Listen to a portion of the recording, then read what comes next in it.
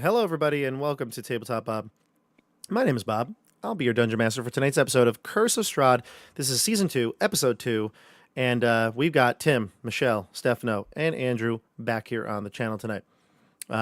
We have a great episode for all of you.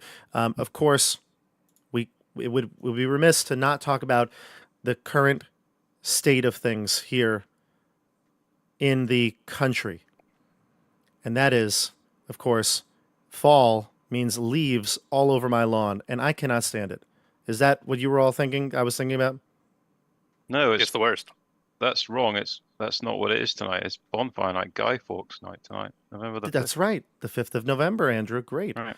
Yeah, I can't really think of anything else that's going on today in the world, so we're going to have our introduction question about things that you hate doing around the house, chores that you hate around the house. And for me, number one is leaves.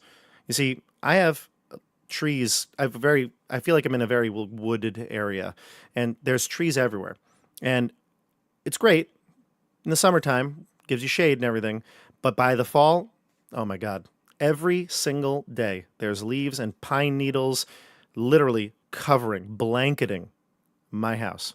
And every day it's been just a struggle. Now, luckily, I shouldn't say luckily because it's not good. I hurt my leg, right?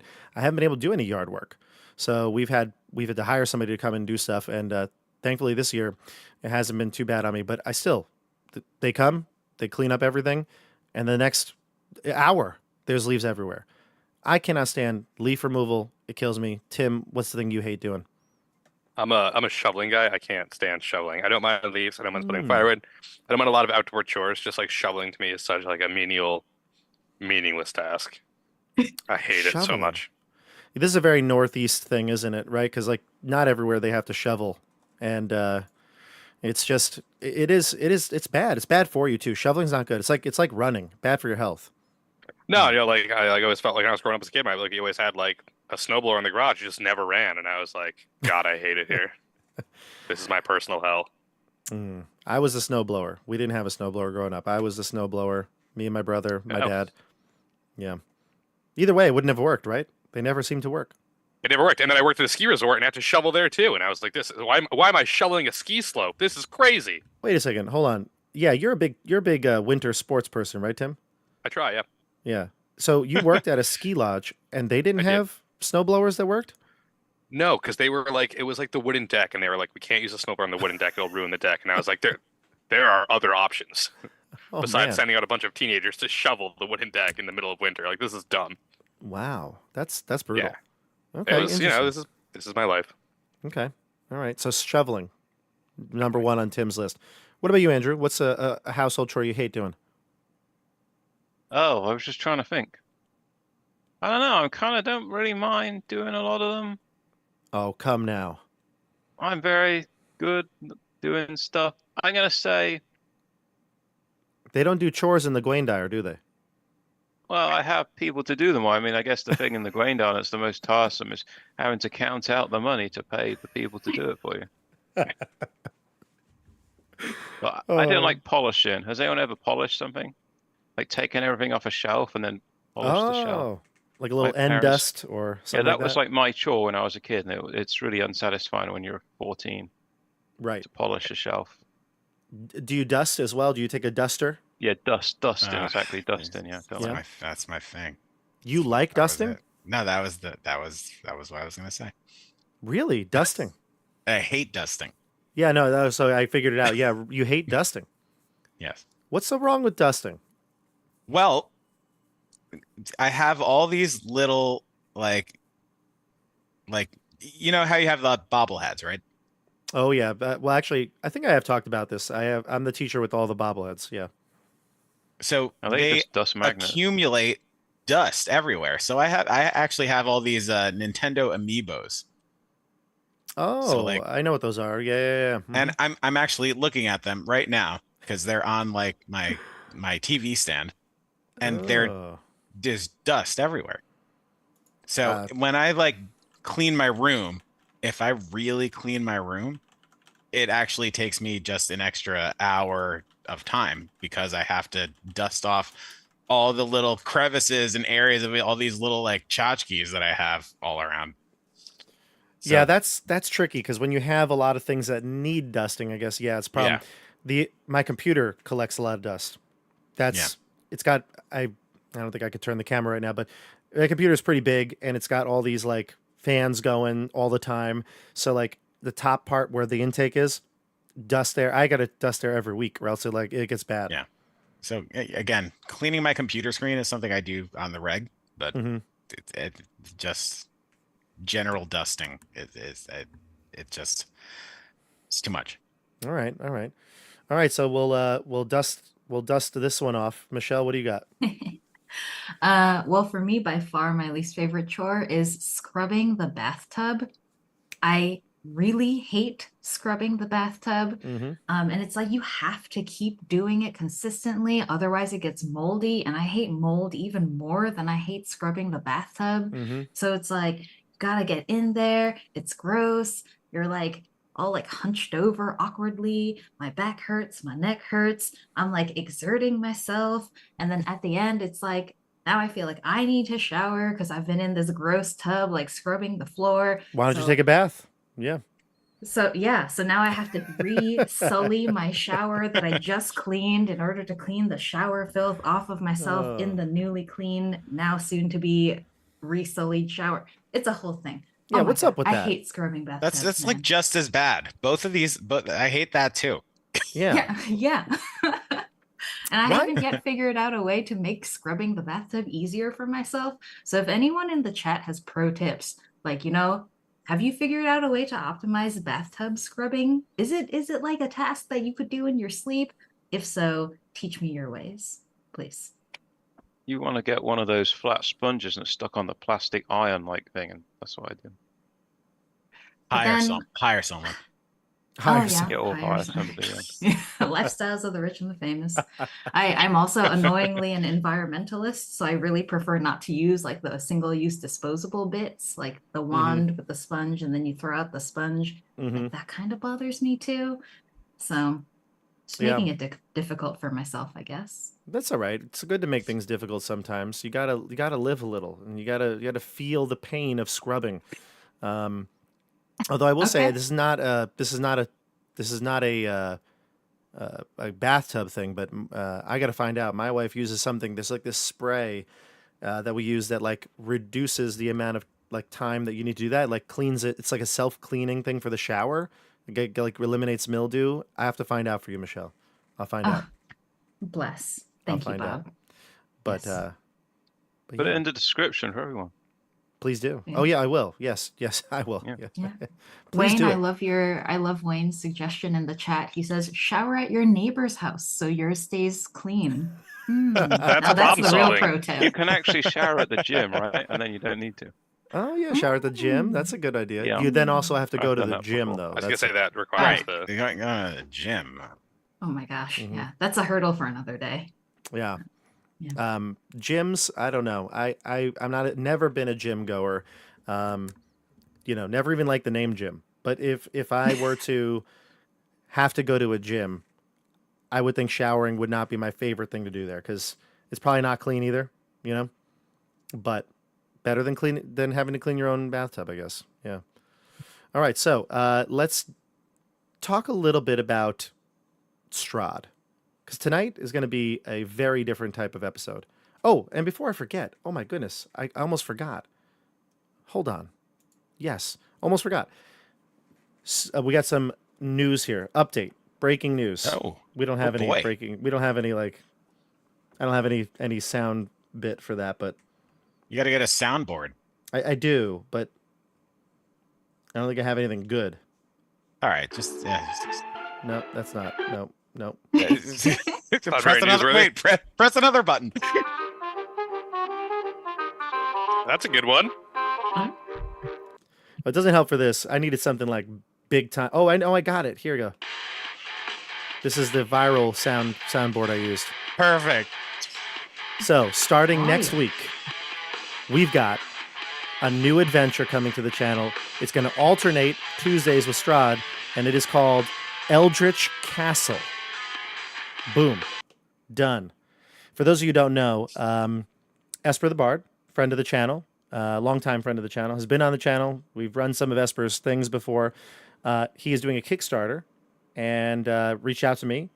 It's a 5e, module basically he's creating based on his live play of Eldritch Castle that he did on his channel. It was a really cool concept. It was like a choose your own adventure style YouTube series. So like in the book where you'd get to the end of the chapter, you're going to pick which direction you go. He had people on his channel. You played from the point of view of a character, and then the comments would be upvoted, and that would be like the decision that was made in the game. And so he did this really cool thing. I watched it 2 years ago when he did it, and then now he's trying to make it into a more formal adventure that you could run for a traditional party. So that will be next week. It's going to be in the off week of Strahd. It's not going to be a long series, a mini series. Probably maybe go through the next couple months with Strahd, and then once that's done, Strahd will be going back to the every week. But every day, if you guys want, we could we could do it too. Fine. But yeah, so that's big news. New game coming next week. It starts. We'll post tons of stuff in the next few days, especially over the weekend, kind of promoting it, trying to get people to realize that it's happening, go on some chats and stuff like that. But when you see the formal thumbnail and everything come up, share with your friends. Make sure everybody gets a chance to see it because it's going to be a fun one. It is a very unique style of adventure, one that you definitely won't want to miss.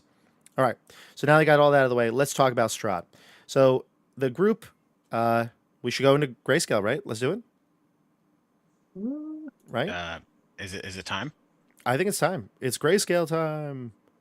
Okay, bye. Bye, everybody. Look at that. Oh. Look at that. Oh. Beautiful. Feels like home. So last time we played, we had quite the epic conclusion to the cliffhanger that went on from last season. Jordan, of course, from Flutes Loot was with us, and we had I thought was pretty awesome end to the Amber Temple. You went into the vestiges, you saw the Amber sarcophagi, you spoke with these vestiges in some sort of weird telepathic communication, or at least Canas did.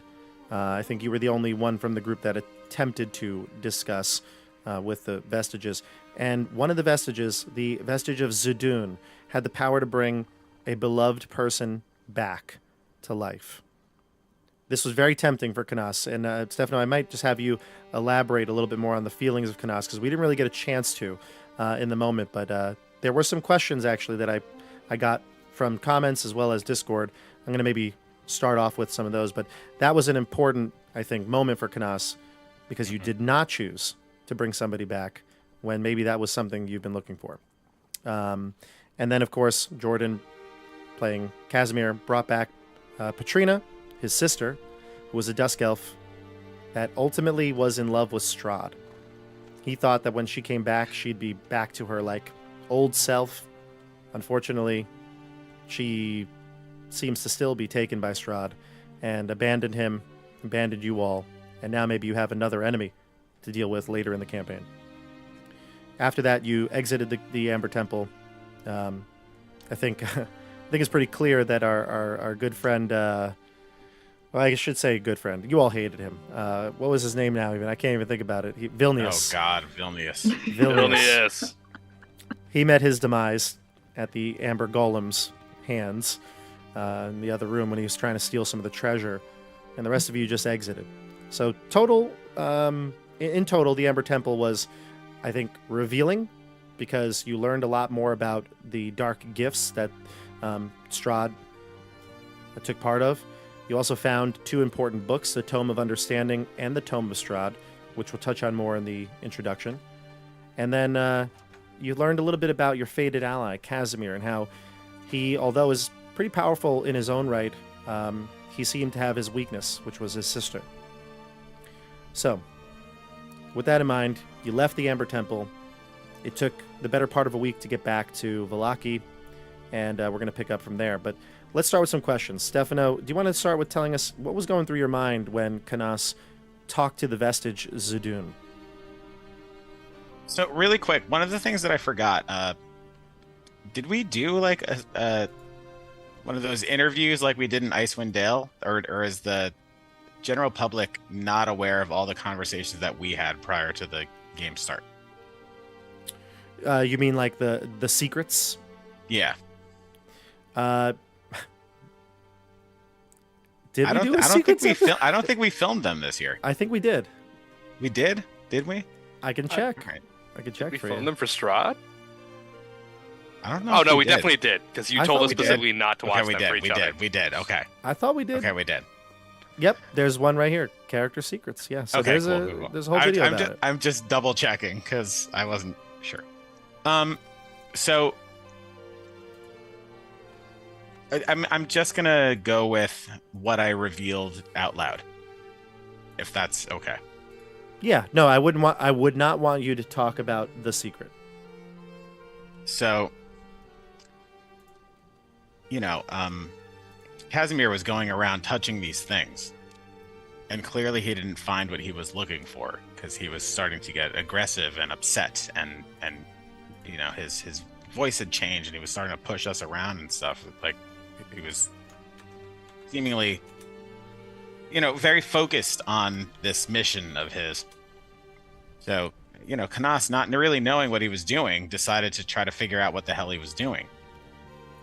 And ironically, he put his forehead up against the vestige that was able to restore life. Which, ironically, Casimir had gone to 2 of the 3, and neither of those were the one he was looking for. He was looking for the one that restored life. It was perfect. And as soon as Canas heard that, he immediately thought of his wife. Yes. At the very beginning of the first session, Canas was having a nightmare about being in this village, this idyllic village. Everything was very peaceful. And then all of a sudden it was ransacked by undead. And he was screaming because that's when he lost his wife. So, being up against that thing, he was thinking, this is my chance. Now I can get her back. And then he heard about sacrifice, and I think that he faltered for a moment when all he could really think of at that moment was getting his wife back, and now that was his big chance. But he didn't know what he was sacrificing. He didn't know if he was sacrificing something that involved a sacrifice for his wife. It might have been a sacrifice of she could be alive, but to what extent was she alive? And yeah, like that's a why- monkey's paw. Be careful what you wish for, sort of thing. Right. Yeah. Because I don't think he got the chance to, again, and he might not ever have found out, but I don't think he ever got the chance to actually find out what sort of sacrifice it was, because I think Canas may have been willing to sacrifice himself or give up some sort of piece of himself to bring her back.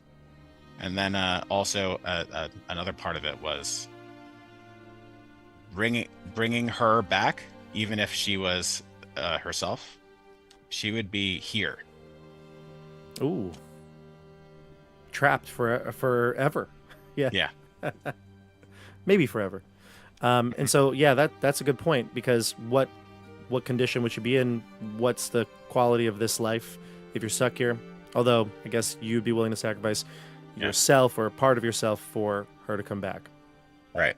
So, Yeah. Unable to ascertain exactly what the sacrifice was, and also, I think, being pulled away before he could ask was all part of it. I could be wrong. I might have stepped away. Okay. I don't know if anyone remembers, but in the initial thought, I think you the stepped away. sacrifice was a sticking point. Mm-hmm. Cool. No, I think that's a good little insight into what was going on there, because that moment was so quick. It happened so quick. Like, he had to make a decision before Casimir tried to make the wish himself. So it was all 1, 2, 3, and we didn't get a chance to really debrief. I actually asked for questions in Discord as well, and so I had a couple, and that was one from Dasha. She asked that question about you. She also has a couple questions for the group. I don't know if we're going to go through all of these, but I think I'm going to pick some of the ones that I really like here. So, number one, Troy Phipps asked one about Rufus. Rufus, many children were left in the Vallakian orphanage. Can you reconcile a paladin's code with the retribution that you might want to unleash on them? Well, it's interesting with the orphanage because, I mean, Rufus does feel he needs to go there. There seems like there's horrible devil worship or something going on there. But because this place is so dysfunctional, you can imagine that if you break the orphanage down, then what are we going to do with all those children? We already have a large following of children, so this world could be horrible enough that being part of a satanic sacrificial cult is better than the alternative, which is just to starve on the street. But having said that, he knows that he needs to go back to the orphanage when he regains his strength from his horrible burns. And he will definitely be doing that. Nice. Yeah, we obviously have to recoup because both you and Irina have some healing to do. But then also, yeah, like you said, if you destroy the orphanage, what happens to all the dozens of children that are there? A lot to think about. For Dione, got a question for you. First part of this campaign, nobody knew about your secret. Your secret was kind of let out of the bag at the end of season 1, last few episodes, that you're a werewolf. How do you think that's going to change the party's dynamics going forward?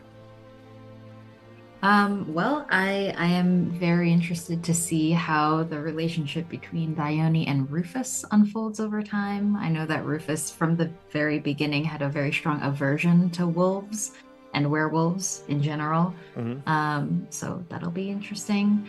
In terms of the other one, like with Laurent, I feel like there's the sense that he has his own secrets.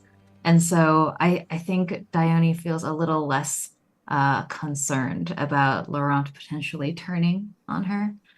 And I don't know, they have like some weird camaraderie of being like the guys who other guys don't really seem to trust very much when we encounter strangers out in the wild. So there's that. And then Canas, I don't know, maybe is it because we're pals IRL? I don't know, but I feel like Dione and Canas are pretty tight. We Stefano also had that heart to heart. Yes, yes, the heart to heart, and then like we snuck around a little bit in Vallaki together, like when we were inspecting the Blinsky, his like toy shop, and we were like peeking in to see what was going on. So Dione has those experiences with Canas. And in the past, like in that one moment when no one knew Dione was a werewolf, but they saw a wolf who was ailing. And Dione ran to help the wolf. And everyone else was like, what are you doing, man? Just leave the dog. Let's go. Dione remembers that Canas was the one person who really like advocated for her and was like, come on, guys. Like anybody healing, anybody? And so... yeah, I feel like that's, if anything, that's an indicator for how it will pan out going forward. We shall see. So maybe a stronger connection with Laurent and Canas, but maybe initially a little bit more stiff with Rufus. So we'll see. We'll see what the future holds. And then Laurent, of course, Dione mentioned it. Whenever there seems to be someone not to trust, everybody looks towards you. Do you feel like looking like a Vistani has hurt or hindered you in any way? I mean, yeah, does definitely, right? Feels like there's always a lot of judgment from NPCs and some, like less so PCs, but more NPCs. When I walk into an area, they're like, "You're a Vistani," so like it's like for lack of a better trope, it's like fantasy racism, and it's like, oh man, as a Tim Lucas white male, I've never experienced this, and now it's Laurent. It's like, oh man, this sucks. But I don't know, it's like all good, part of the story. It's part of a good character too, and Laurent is not a Vistani as far as he can tell, and so it's kind of like also the assumption of an identity. It's like that's crazy also. Yeah. This it's tricky because the Vistani are actually they're not necessarily hated everywhere, and not everyone hates Vistani, but there are definitely some people in this region who do, and because of that association with Strahd. It is not universal though. Not every Vistani is an agent of Strahd, and vice versa. So, some people may have more deep-seated issues with them than others. But no, at the Blue Water Inn, they were like, Yeah. hey, you can't even eat here. Another place, they're like, come on in, man. Yeah. Have some dream pies. And I was like, don't mind if I do. exactly. All right. So, and then the last question. This is kind of for the group as a whole. What do you prioritize more? This is from, I believe, it was David in the Discord. David, yeah, Mini Moose. David, the Mini Moose. What do you kind of, I guess, prioritize more? Getting out of Barovia, getting like back home, saving Irina, and I guess this kind of goes hand in hand, or defeating Strahd. What's the highest priority here? And we can't say all of the above. Right, it's got to be one or the other, and I think you can separate Irina from the defeating Strahd part, although defeating Strahd may save her. Would I think Irina for be... Laurent, the immediate goal is saving Irina. At least for Laurent, there's no, like, not a lack of life outside of Barovia, but, like, nothing pressing to go back to, and, like, Irina is clearly in danger, so, like, pressing her, or saving her feels like a pretty pressing task. Okay. Does the group feel the same way? Rufus wants to make Barovia a better place. Ooh. So kind of none of the, all of the above, but the Nice. the key goal is to make Barovia a better place. Interesting. Okay, so you avoided the question. Got it. Dione? I guess for Dione, like, I think Dione is a little more selfishly oriented when it comes to other humans. Like, if there's a dying wolf, then Dione's there, like, tending to it, begging for healing.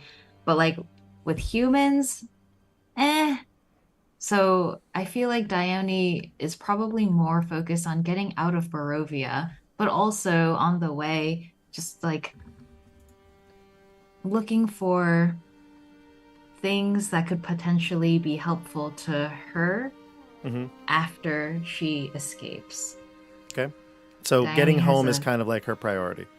Yeah, there's like a big picture goal. Like, she has things she wants to do once she gets home, and potentially like things that happen in Barovia could influence that. Fair enough. And then finally, Canas. It's a tricky question because I think it involves some caveats. But I would maybe say getting out of Barovia is a priority. But if a portal opened right now, he wouldn't take it. Interesting. Ooh, I love this. Love it. Great questions, everybody. We did get them from the Discord, like I said. If you're not a part of the Discord, jump down to the description and join it. It's a really good place. We're doing write-ups and sort of like extra in-between episode background and thoughts of the players. So you definitely want to be a part of that, because I think everyone really likes it when they can be interactive with some of the players and the characters. So join up if you haven't done so. All right. Can I add one thing? Yeah. Rufus really wants to save Irina as well. Of course. Like, he has his noble motive, but like his gut motive is to save Irina. We know. I feel I need to admit that for him. He has to. It's his mission. His goal. All right. So that leaves us now in the hands of the players. We arrive back at Vallaki. Like I said, it takes the better part of a week to get back without Zoldar. Rest in peace. You have brought back his body. Casimir and the Iron Golem that he took with him he kind of goes his separate ways. He heads towards his hovel. You'll meet up with Anna and Micah, and the two of the children will regroup. The whole party will end up going back into Vallaki, and we'll be doing our rest here, our downtime.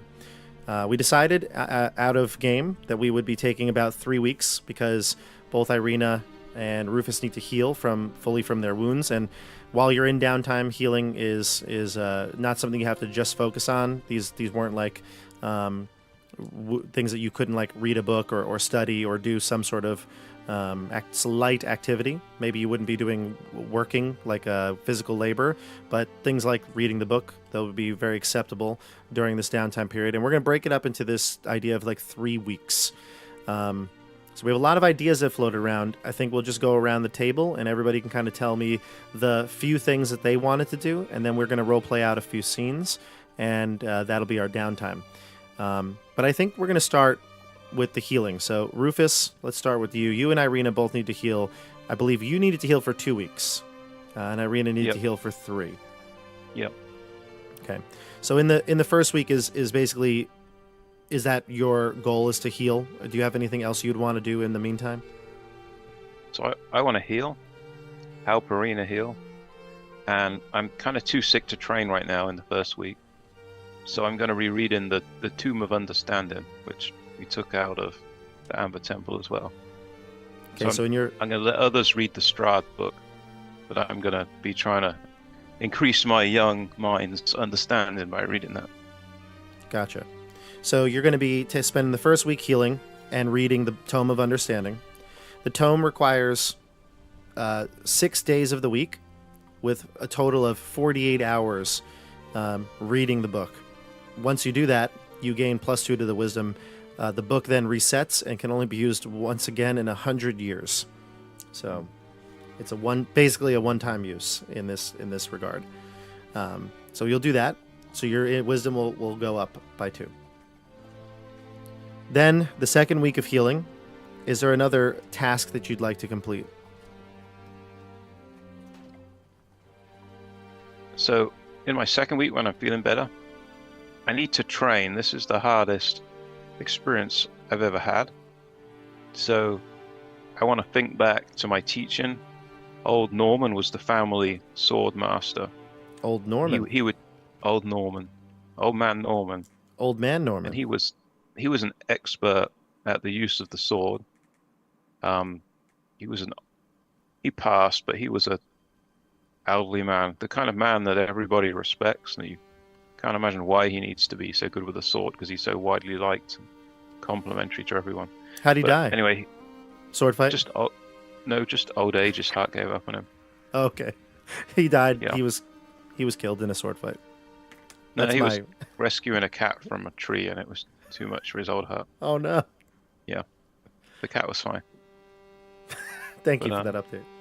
So I'm going to be doing my swordsman exercises, and I also want to teach the weaker members, the less experienced members of the party, so they can be. I want to try and give them some of Old Norman's wisdom. So I want to teach. I'm going to teach Irina, obviously, and I'm going to teach Camilla, because she's going to come on our way, and I don't want to be responsible for her death. And I thought Laurent might want to learn some of my teachings, so I'm going to offer Laurent. I've noticed sometimes you can be hesitant in combat situations, but this may be a dangerous times ahead. Would you like to learn some of my skills? Yeah, it can't hurt to learn more swordplay, certainly. I'll teach you the 5 attack strokes, the 5 parries, the correct footwork. All right, to perfect. make productive parries. Yeah, so we can do that. We can have a training moment. You, Irina, Camilla, Laurent. Seems like Dione and Canas do have their own style of fighting. They do their own thing. They're highly skilled fighters already. Mm-hmm. Okay, great. So you're going to be healing, reading the Tome of Understanding, and training with Old Man Norman. Well, no, using his teachings. Sorry, yeah, of course. He's long since passed. Yes, training with his teaching. Good, excellent. All right, and so Irina will do the same. She will heal, and I think in the meantime, Irina, I know she's an NPC, but she will spend part of the recovery sort of putting the house that you have in Vallaki back together. And I think this is probably the best time to describe what the state of Vallaki is like. All right, so obviously most of you, once you get back to Vallaki, you would be hesitant probably to like go in because you don't know what it's been like. It's been weeks since you've been here. And like I said, with the time passing, You maybe gain some information from the other Dusk Elves that are at Casimir's hovel, that basically Vallaki has been, Strahd at least has abandoned it. There's no more conflict within. Most of the destruction happened on that night when Strahd visited, of course, disguised as Vasily von Holtz. But, the vampire spawn, the bats, himself, they left. And in his wake, you see there's rubble, but a lot of it's already been cleared from the streets. It seems like there's been a concerted effort by some of the guards as well as the noble families to try to clean up the area because basically life could not go on with some of the destruction. Houses have been destroyed. The Church of Vallaki has been destroyed. The Church of St. Andrew has been mostly destroyed, torn down into pieces. Other places burned up into fires. And of course, there's some rubble within the streets. I think you guys messed up quite a bit with the wall of stone that Casimir had done right in the center of town, too. So you can see charred beams, cracked cobblestones, boarded up windows. They all are a reminder of that horrific night. You see workers in the street. Some include, like I said, guards. Others are civilians trying to clear the wreckage. They must have been hired to do so. They seem to do this on a regular basis. You also see artisans who are mending their shops. You can see even Blinsky has done a good job of kind of updating his store, repairing damages, repainting this and the such. The acrid scent of smoke from the fires that night still linger, but for the most part, the town is kind of bringing itself back together. When you enter into town, you can see townsfolk moving about. They all eye you, clutching their charms or holy symbols, and mostly avoiding you. You also keep note that there are very few children out in the streets. It seems like they're really not allowed to be out of their parents' eye in this moment. Vallaki was like what felt like a place of safety, a place of hope, and now that is all gone. There's just this tension, this uneasy, lingering feeling that evil may return at any moment. In fact, the gates have been opened. When you first approached, there were no guards. The town gates were opened. All the heads of werewolves and things like that have been removed. So there seems to be no sort of defense for something like that to happen again. And that's what you see when you get here. So obviously this is all going to take part in a big cycle. So Rufus, all the things you talked about, all the things that Irina is going to be doing to fix up the house that you have down by the stockyard, that's all going to be done while you're also seeing all this happening in Vallaki. All right, let's jump over to Canas. Canas, I know we talked a lot today, Stefano, about what Canas wants to do. So certainly in the first week, Canas is going to spend a lot of time pouring into the Tome of Strahd to try to just glean more information about this enemy that we face and maybe see if there's anything else that he could learn about the country of Barovia itself. And I think there might be even a second reason why he would be spending all of this time reading this book during the first week. I think maybe because of the general ambivalence of the rest of the party members when Casimir was seemingly going off the deep end and he was trying to speak to them and question things and everyone just stood there and let it happen. He might want to spend a little time by himself. A little ticked off at the group. Just not understanding why there was no sort of reaction to his actions. Okay, so you go in your corner and read alone. Yeah. Fair enough. What about the other weeks? What are some other downtime activities you might want to do? So, after spending a week reading a book,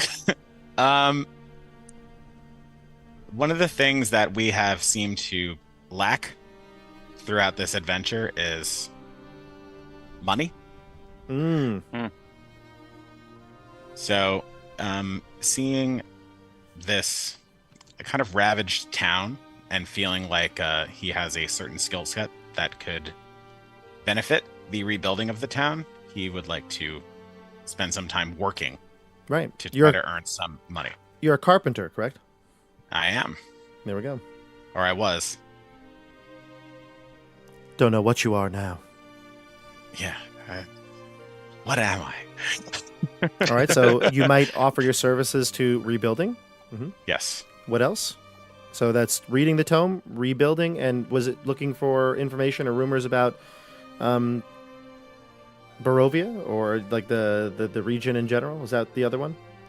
Yeah, rumors and you know, he would definitely have a slight interest in his own personal goals while he is speaking out these rumors. I got you. But yes, certainly gleaning more information about Barovia. You know, we have a map, but the map is like not necessarily super filled in. Learning more about the different regions. He's definitely interested in. Rictavio mentioned he's got a tower to the west. Maybe we can get a better location on that. Maybe particularly with its proximity to Kresk, since that seems to be a place that we're also interested in going to. Sure. Mm-hmm. And anything related to I was looking for the page before, but the what we got from the Taroka deck. So it's a lot of information that he's looking for, but he would lean towards his personal goals first. Great, that's fine. Actually, why don't we look at the Taroka deck as well? Let's see here. Did you have your notes there, you said, or no? Well, my notes are bad. I found it.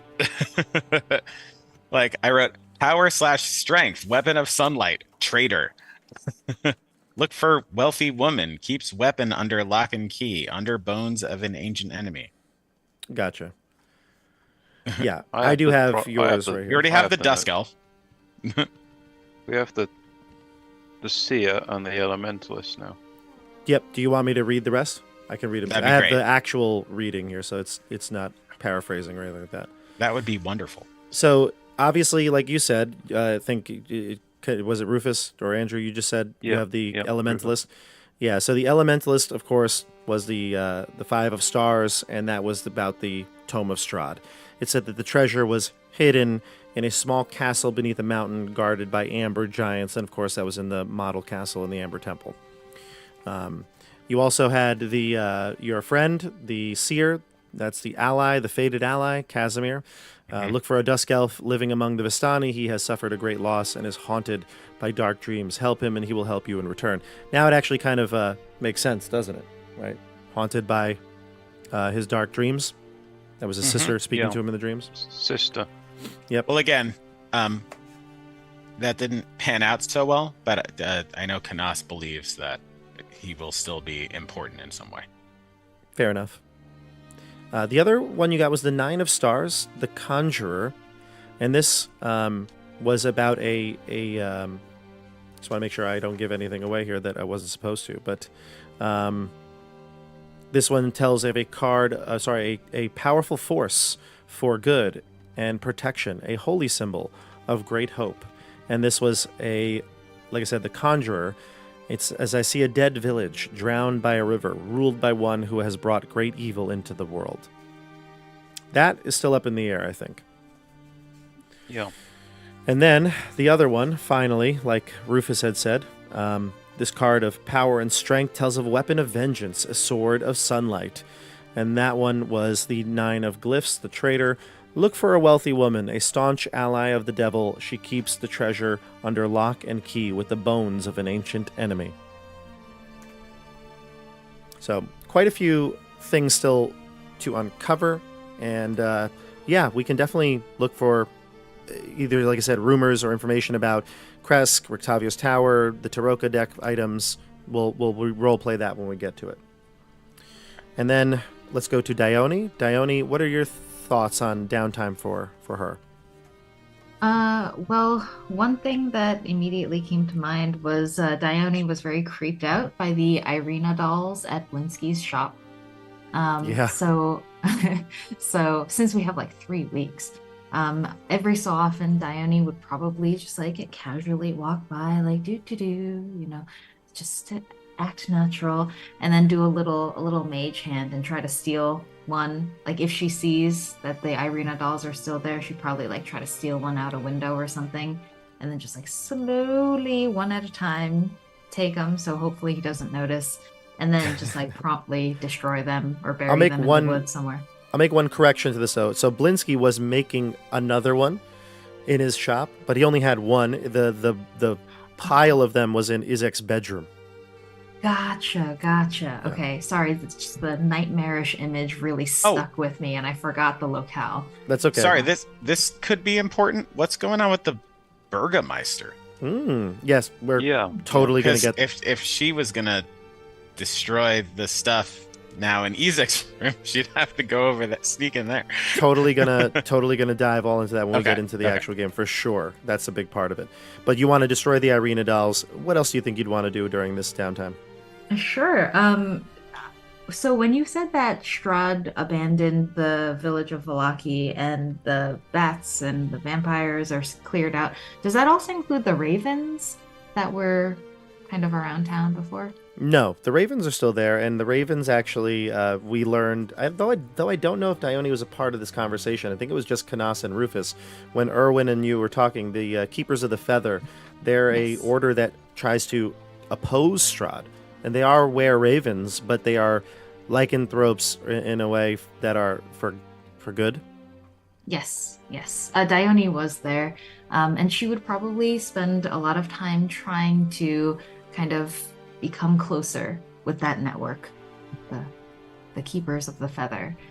When they're in the Raven form, if they don't want to give the form away, she'd probably like spread some breadcrumbs on the ground and stand out in a field, just like muttering to herself, talking to them, and just like slowly befriend them, try to get in their good graces. And sure. I guess now that everyone knows her secret, she's basically trying to like become closer with other lycanthropes. Okay, great. As well.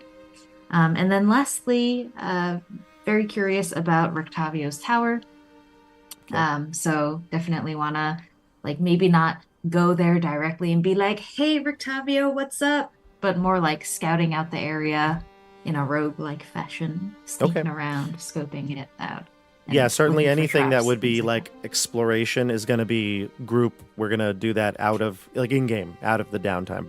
But just in general, like you said, maybe canvassing the areas of the wilderness of Vallaki. Yeah. Okay. Yeah. Okay, and then Laurent. By the way, we talked about this off screen, but the Tome of Strahd is very unique. I've modified it a little bit for our campaign. You are going to read some of the more traditional information that you'd get from it, but we're also going to have a mechanic where as you read it, you will make checks, either insight or investigation. It's up to the reader. And if the tome itself, when we get to the description of it, you'll notice is hard to read. It's written in like some shorthand. There's also some parts that are seem to be like written in some sort of like the description of it is too hard to understand. Like it's almost like the writings of a madman, right? And then some of it is just worn due to age. So deciphering it is actually hard. And once you can glean some sort of information from it, that may give you a mechanical advantage in the game against Strahd if you were to face him again, which I assume that may happen. So we'll talk all about that when we get to the tome. But did anybody else want to read the tome? Laurent? Yeah, I think I'd probably like have, if not like an in-depth reading, like definitely cursory interest, because it the name Strahd appears in other possessions I have, and so I'd want to see if there's any connection in the Book of Strahd to anything else I have already, and if there's any linkages there. Okay, we'll put you down for a reading of the tome. Also, Rufus, you had 2 weeks of healing, so do you want to do a reading through the tome as well? Yes, I would think that now I've learned some more wisdom, I'm feeling more happy about my ability to decipher Okay, good. the tome. All right, so Tome of Strahd will be one of your options. Laurent, what's the other? I also focused on mastering sword stuff with Rufus, going through training with him. Great. And then third one, carousing with some Vistani. If there's any nearby, that'd be great. There are. The Vistani are still in the area, the kind of like near Casimir's hovel. You can make some trips there, maybe even stay with them for a bit and try to learn. Yeah, and for a penny and for a pound, might as well, when we call the Vistani anyway, might as well have a good time with it. Okay, great. So here's how it's going to work. We're going to do a couple of different scenes. I'm going to touch on some of the items here. We're going to start, though, with the Tome of Strahd, because that one's pretty, like I said, pretty important. So we'll start with that, and then we'll talk. I think the Wachter house has a little bit of a conversation to have with at least Laurent and Dione, and we'll talk. Sorry, Yeah. I forgot one really important thing. That was the cliffhanger of last episode. Oh. Does Yune come back? Oh, interesting. More to come. More to come on that. All right. That's easy because that's only a 10-minute ritual, so that's not really downtime. I think it's an hour. Really? Was it an hour? Yeah. Okay. Well, either way. So 70 minutes as a ritual, but I just cast a spell. Yes, exactly. That won't be an issue. All right, we'll get to Yune in just a minute here. And we'll go to Right. the orphanage when we're fully healed. That's going I to be think that's a group activity. that's a group activity. That's going to be a full-on Right. full-on scene, if Yeah. you may. It's an assault. Okay, so All I'm gonna try to get our. That's it. Okay, good. So let's try to get this into Roll20 here. Just want to make sure we're actually on the right spot here. That should be right. So here's the town of Vallaki. We'll keep that as our backdrop to the downtime here. Oh, I've got it on the wrong one, don't I? Yeah, I do. I tell you what, though, sometimes Roll20 is a blessing. Sometimes it's a curse. It's both. Not quite sure what I like about it right now. Let's see. We can do. That's right. That's what I need to do. Sorry about that. There we go. Okay, we're all set now. So here's the Tome of Strahd. Since Canas, you're reading it first, I'm going to let you be the reader. Right. There is a way to read it. I think we've talked about this. You can look below. It should be able to be read. But I will describe it to you. So the Tome of Strahd. Strahd is an ancient work that is penned by himself. It's a tragic tale of how he came into his fallen state. You can see the book is bound into this thick leather cover with steel hinges and fastenings. The pages of parchment are very brittle. Most of the book is written in, like I said, this curious shorthand that only Strahd seems to employ. You've never seen it elsewhere. There are stains and age, which made most of the work either illegible or, like I said, in need of serious deciphering. And you have now come in contact with this. You can look at it and read from the Tome of Strahd. Stefano, I'll let you take it away. I am the ancient. I am the land. My beginnings are lost in the darkness of the past. I was the warrior. I was good and just. I thundered across the land like the wrath of a just god. But the war years and the killing years wore down my soul as the wind wears stone into sand. All goodness slipped from my life. I found my youth and strength gone, and all I had left was death. My army settled in the valley of Barovia and took power over the people in the name of a just god, but with none of a god's grace or justice. I called for my family, long unseated from their ancient thrones, and brought them here to settle in the castle Ravenloft. They came with a younger brother of mine, Sergei. He was handsome and youthful. I hated him for both. From the families of the valley, one spirit shone above all others. a rare beauty, who was called perfection, joy, and treasure. Her name was Tatiana, and I longed for her to be mine. I loved her with all my heart. I loved her for her youth. I loved her for her joy, but she spurned me. Old One was my name to her, elder and brother also. Her heart went to Sergei. They were betrothed. The date was set. With words, she called me brother, but when I looked into her eyes, they reflected another name, death. It was the death of the aged that she saw in me. She loved her youth and enjoyed it, but I had squandered mine. The death she saw in me turned her from me, and so I came to hate death, my death. My hate is very strong. I would not be called death so soon. I made a pact with death, a pact of blood. On the day of the wedding, I killed Sergei, my brother. My pact was sealed with his blood. Pause here for a second. So you read this tome, and I assume this is going to be something you share with the group, correct? Of course. Yeah.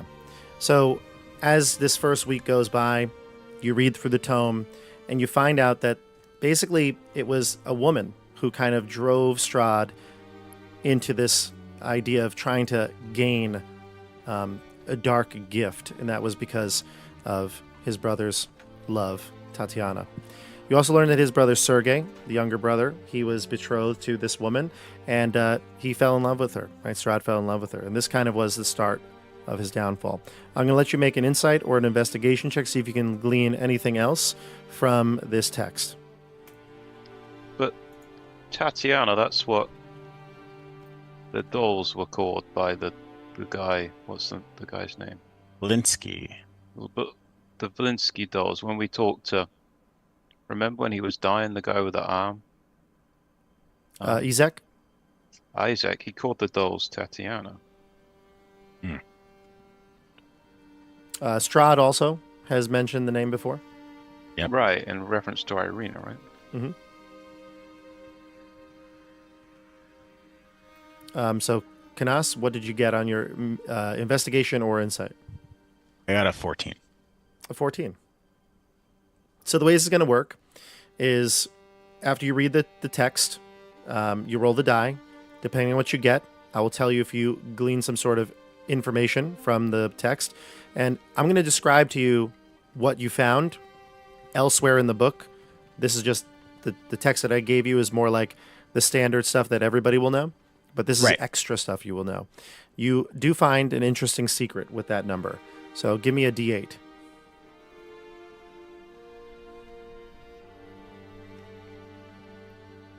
6. 6. So you start reading further in the tome, and it talks about his lineage. And one of the quotes that you can pick out is it says, "A ruler without an heir, a master bound to a cursed land. My blood ties me to nothing, save those I have cursed to serve." I'm going to give this to you in a minute. I'll put it in Roll20 eventually. But this is what you would know. And this might, in a moment, come to you. It might be something that helps you. And if you were to do something that would use this quote against Strahd, then there will be a mechanical advantage in the future. I'm going to mark this down on my paper, and I'll send it to you later. Okay. Rufus, you also chose to read the text. Why don't you read the next portion of the Tome of Strahd? If you are you on it as well? Yep. Okay. I found Tatiana weeping. He killed his brother. He killed his brother, and his pact was sealed. I found Tatiana weeping in the garden east of the chapel. She fled from me. She would not let me explain, and a great anger swelled within me. She had to understand the pact I made for her. I pursued her. Finally, in despair, she flung herself from the walls of Ravenloft, and I watched everything I ever wanted fall from my grasp forever. It was 1,000 feet through the mists. No trace of her was ever found. Not even I know her final fate. Arrows from the castle guards pierced me to my soul, but I did not die, nor did I live. I became undead forever. Pause here. So ultimately, Tatiana plunged to her death to avoid Strahd realizing what he had done. And this, again, sent him into deep despair. But something terrible happened to him. He found out that he cannot die. So you can give me an investigation or insight check, and we'll see if you can glean some information from this. Yeah, investigation. Oh, my insight is good now. What's your total? 18. Very nice.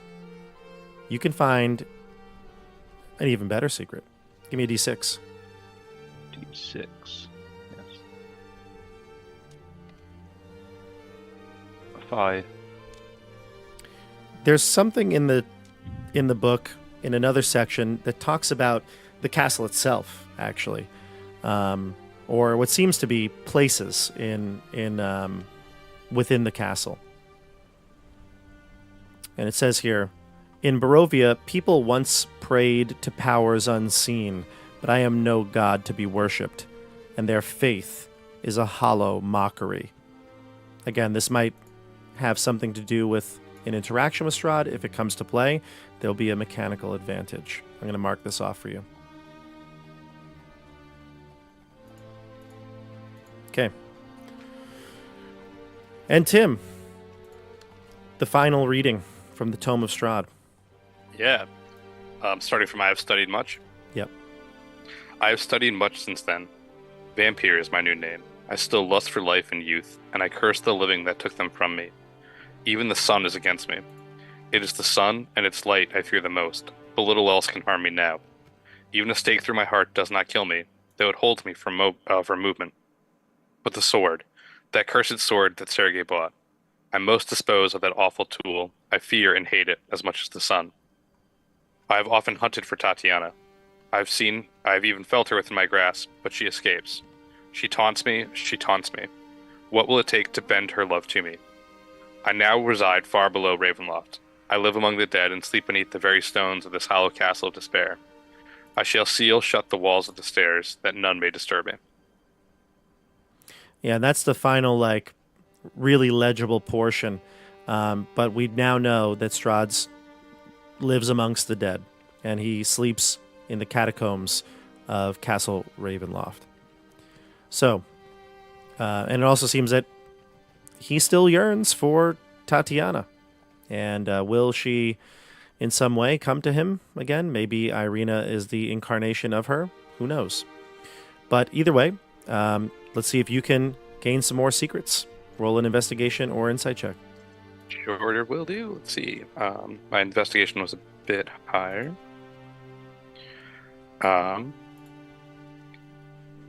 14 on investigation. Okay. Still a secret. Nonetheless, give me a D8. Mm-hmm. You can reroll a 6 if you get a 6. Of course, you roll a 6. 1. In one of the more disturbing parts of the book, you can see Strahd describe his beloved Tatiana, or should I say, his brother's beloved Tatiana. Her laughter rings in my dreams, sweet, fleeting, and haunting as the dawn. I feel her presence, but I cannot reach her. It's as if her spirit mocks me still, untouched by the dark.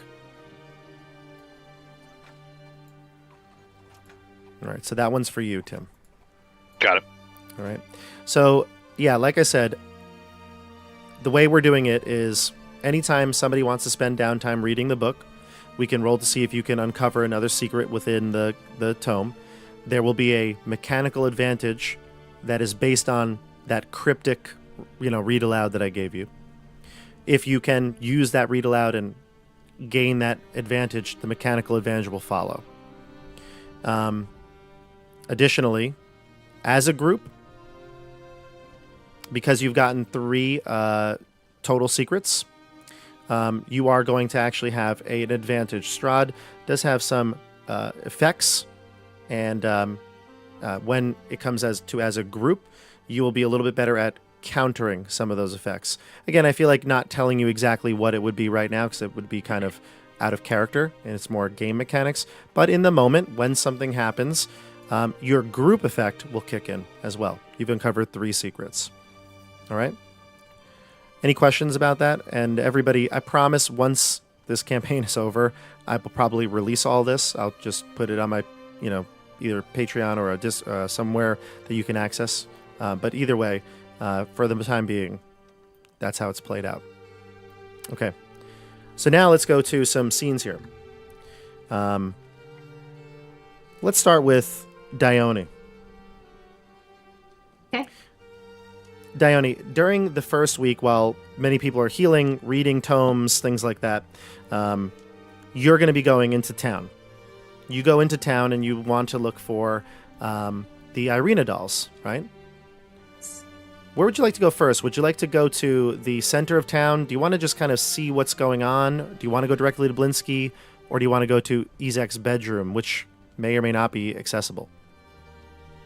I think I would probably go through the center of town, keeping my eyes open for anything that seems untoward. But yes, I would make my way to Blinsky's shop first. Okay. I'd take the scenic route.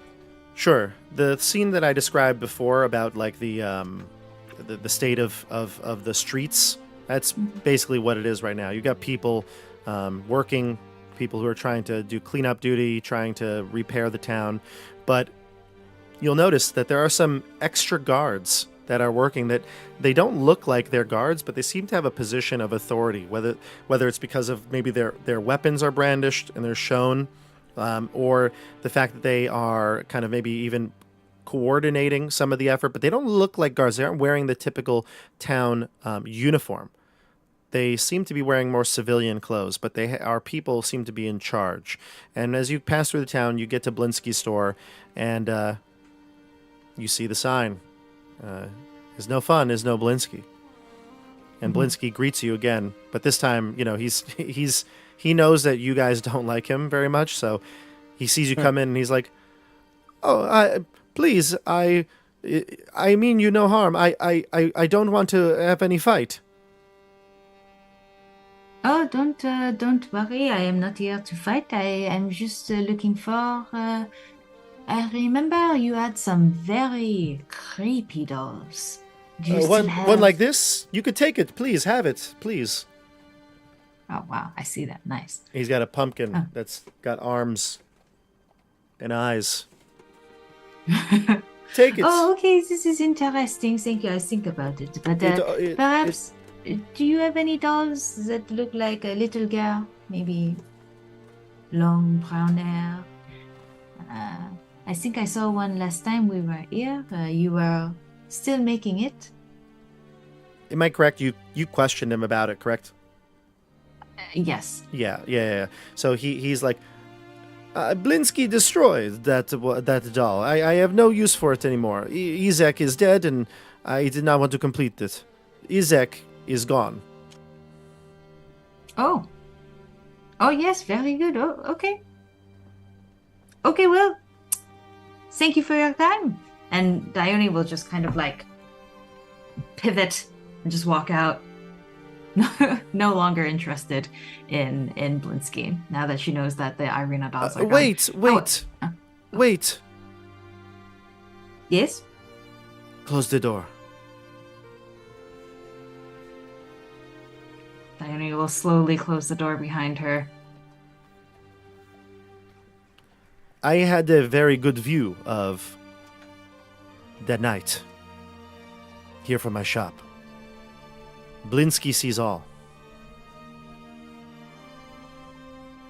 Which night? The night Izek died. What did you see? I don't want trouble. Blinsky does not want trouble. But I know I also? that Yes. you and your friends trapped him in that wall that did so much damage.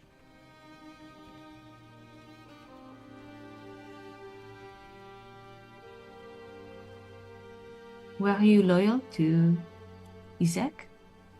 He was your friend. Blinsky is not loyal to anyone but his toys.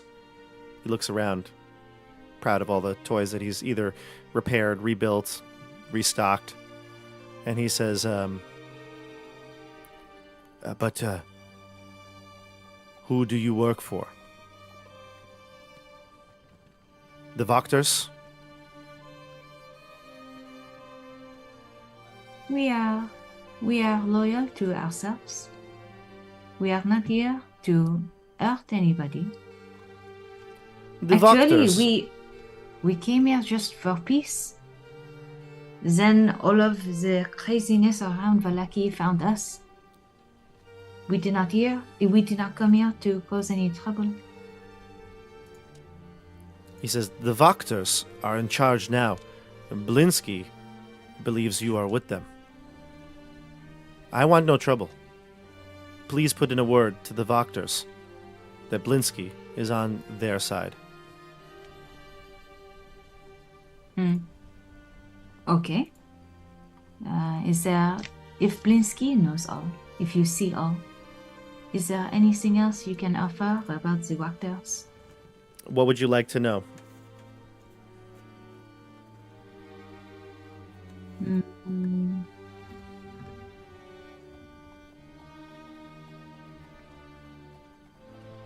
What would I like to know? Good question. Good question.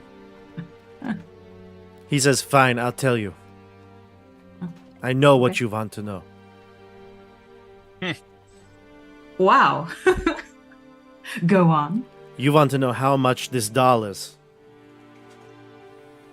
Takes the pumpkin back out. Okay, that can be the first of 2 questions. How much is the doll? A gift. Blinsky gives you this gift. And he says, again, please tell the Wachters that I am on their side. It seems like they are in charge now. You see the guards?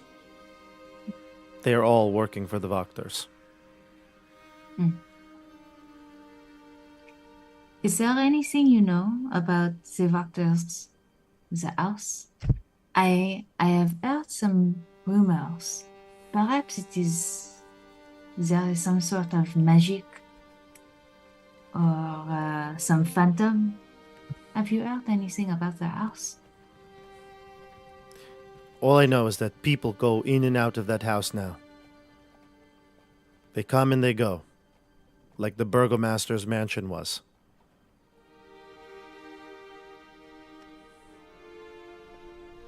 Okay. Do you know anything about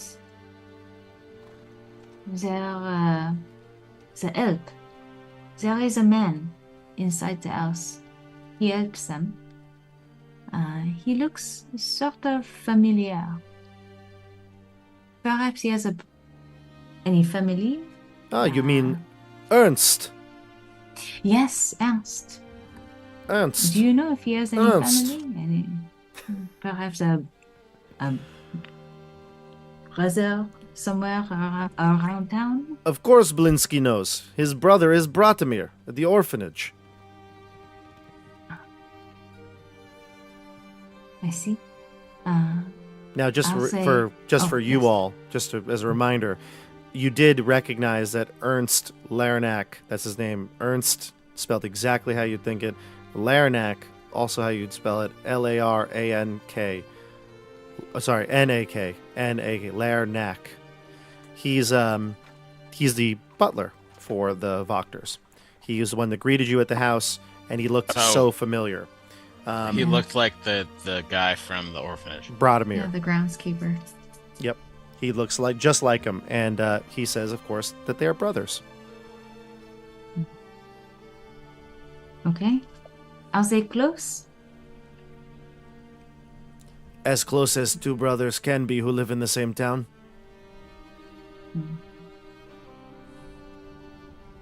Okay. Okay.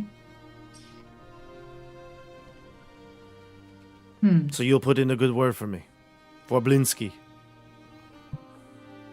I will try, but perhaps I am not as close to them as you think. However, maybe we come back later. Maybe you help us to, put in more good words with the Wachters. We shall see. He nods and he's happy about that. He wants to be on the side of who's in charge. Is basically the gist that you're getting. Mm-hmm. All right. Great. And with that, I'll leave. But also, I wanted to say, like, as I was walking through town on the way to Blinsky's, I also wanted to see if I could pick up on the scent of any werewolves. Are there werewolves among the populace of Vallaki? Not that you would be able to search for. I mean, even if you were to just search the streets, you wouldn't come up with any sense like that. Gotcha. Yeah. Okay. Not that you're aware of. We'll come back to you in a little bit, but if you want, you can maybe go towards the Burgomaster's house. I know there are more Irina dolls there if you'd like to. Yes, sounds good to me. All right. Let's go over to Canas. No. I got to save Yune for last. Canas, we'll come back to you in a minute. Laurent. Yes, sir. You're spending one of your weeks carousing with the Vistani in the encampment, correct? Yeah, that's the plan. Okay, so for many nights you don't spend at home in the house by the stockyard. You spend them enjoying a card game or drinking games with the Vistani that are there. You actually got to know some of them already. Like, I think you, if I'm not mistaken, you met... just want to find the names here. I don't want to say the wrong thing, but you found... where'd it go? We had definitely met, like, Madame Ava. Aragal and Luvash. Yes. Yeah. And so they are not two that really want to associate with you, and they always seem busy. They make excuses as to why they can't enjoy your company that night. So they kind of go off, and of course Luvash also has this young daughter who you saved, Arabelle, who's the one that was with Bluto in the lake. Mm-hmm. So that whole thing, they kind of stay separate from you. But the rest of the Vistani, they do. And how do you want to gain some information with them? What do you want to gain from this carousing? Probably like trying to gain it through like card games, so I can like bet information or wager information or win information. That would be like the best way, I think, to get information out of them. I feel like they like cards, I like cards. I'm willing to. I don't have a ton of money, but definitely willing to trade information with them. Sure. So and mostly looking to learn more about like Vistani culture, and like maybe they know more about why people look at me and say that guy's a Vistani, even though I'm definitely not. Sure. So some of that won't need a check, but winning something out of a game, we'll do a sleight of hand check, and you can see if you can win the card game. We'll set the DC. We'll do it opposing checks, actually. Let me roll for them. We'll do a +2. So we're looking at they have a terrible night of gambling here. 5. That's fantastic. I start with a +8, so. Okay, well then that's going to be an easy one for you to win. So you swindle a bunch of these Vistani out of their money. We'll say that one night you are in there's a couple of open wagons. There's a couple of Vistani families. They have these barrel-top wagons filled with all their items of their lives. They have these trunks and padlocks and such. Lots of children laughing and things like that, playing around the fires and also around the big tent that is set up at the top of the hill. So you're going to win some money. We'll say you win a total of... We'll do a total of 46 gold pieces worth of coin. It could be various coins, but you take 46 from them. And you even win a 10-foot square rug with an exquisite unicorn motif. Heck yeah. I will make a note to add that to my inventory later. But yeah. Yep. It's a big rug. It's a 10-foot rug. 10-foot squared rug with unicorn motif. Yeah. So at the end of the night, you start to chat with one of the Vistani adults. and they start telling stories of their heritage, and some of them are scary, and the children get scared from this. But at the end of it, you get the idea that there was basically a pact that Strahd had made with the Vistani. Again, not every Vistani embodies this pact, but yet some of them are allowed to leave. That's how they get all of their goods to and from. They are not allowed to bring passengers with them. It's strictly for Vistani themselves. But this one Vistani, let's just say, let's see if we can get a good name here for this Vistani. Let's see. Let's do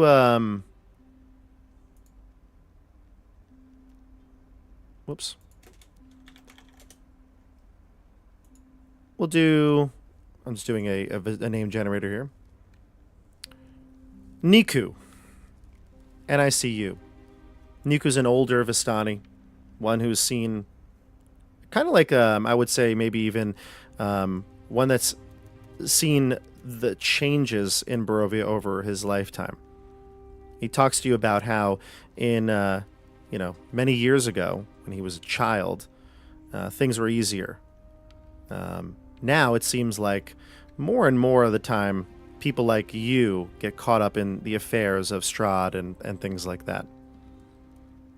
When he says people like you, do Adventurers, he says in a hearty tone. Are there more adventurers lately than there used to be? It's what it seems like to me. Are you sure, not just misremembering, old man? What would make you think there's more adventurers? By the way, in the Vistani art, I'm imagining it's this dude with the pipe. You see him? Yeah. You're on He's roll an old man 20? for sure. He's like kind of mostly like receding hairline, but the white hair tucked up into a knot. He's got a long wooden pipe, red robes, bright red robes, as is standard with the Vistani colors. Sure. It seems like that to me. I wonder if there's a reason people like you keep getting lost in the mist. I mean, I only ended up here after one of your compatriots gave me a fake letter. And you remember it was actually Aragal. That was the one that's been avoiding you. Yeah. He says, sometimes we get tasked with things. And we can't say no. Have you considered that perhaps there's more adventures because more Vistani have been tasked? What would I know? A lowly rank-and-file member of a merchant Vistani group. What would I know? Again, Exactly what I'm trying to find out. Maybe you all could this ask. over, all this over a card game or a drink, Yeah. or smoke of the pipe.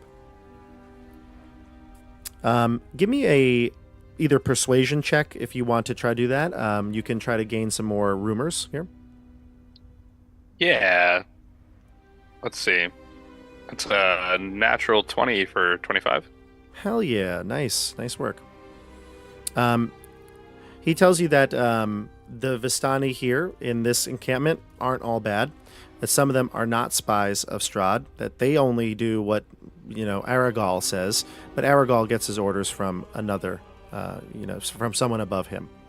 So he says that he's like, you're never going to get out of here. He tells you that. You're never going to be able to leave. The only way you'll be able to leave is if you embrace your roots, maybe making a deal with Strahd might be in your best interest. Old man, what makes you think about Vistani in the first place? I told you I was not born from here or raised here. He says, you could have fooled me. He says, you look familiar too.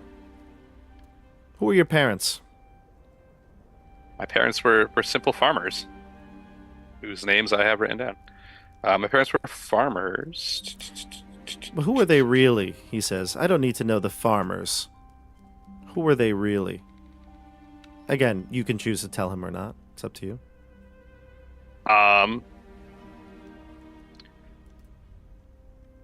I was raised by two farmers, but I never knew my birth parents.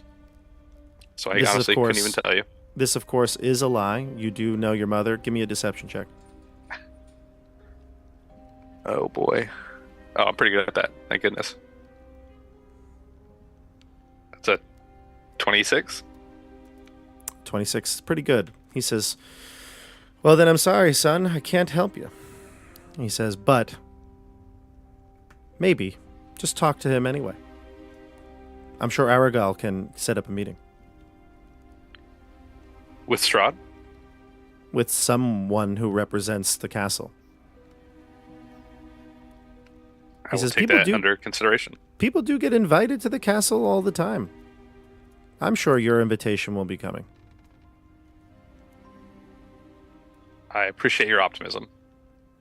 Honestly, we've been trying to avoid the castle. Fair enough. So at this point, you'll gain the money, you gain the rug, and this information about the Vistani. Not all of them knowing exactly what the orders always are. Yeah. We'll jump back to you in a little bit. We'll go to Rufus. Rufus, obviously, you've gained the Tome of Understanding. You've read through the Tome of Strahd. Your training begins with Irina and Laurent when he's not carousing with the Vistani. Can you describe what the training is like?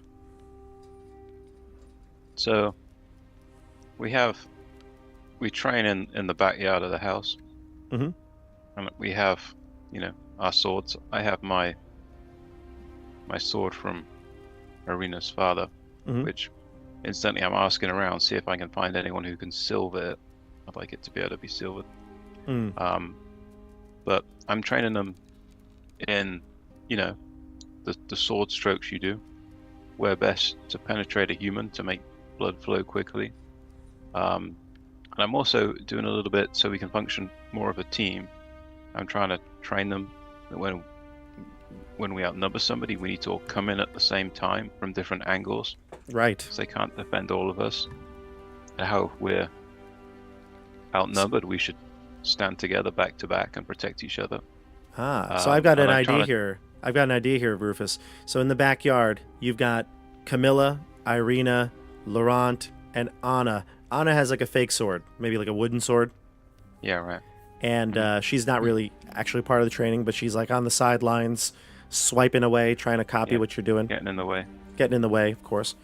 She's she's like what? She's 10, so she's just kind of like fiddling around with it, not really knowing what to do. But Camilla, you notice she's way more adept with the blade. She has a dagger, really only, but with her dagger even, sometimes she gets close to you, and she can. You feel like if she wanted to, sometimes she could actually have hit you, connected.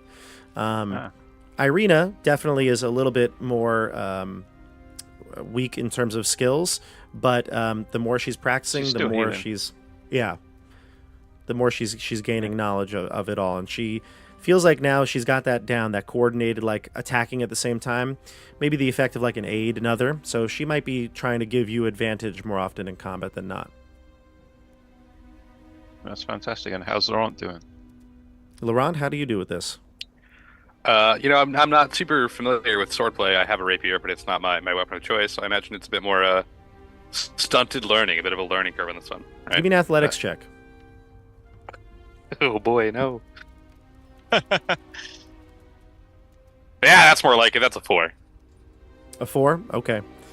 Yeah, so maybe you even hurt yourself. Like Anna, when you go down for like a lunge, she smacks you right in the noggin with her wooden sword. Big lump. Child, be careful. Yes, I've killed younger than you. I'll do it again. Laurent, you are always trying to fight alone. We need to fight together as a team. This damn kid's in my way. So Surrounded by children. After a few moments of arguing and children getting in the way, out from the house, you see Micah, who's back to his full age.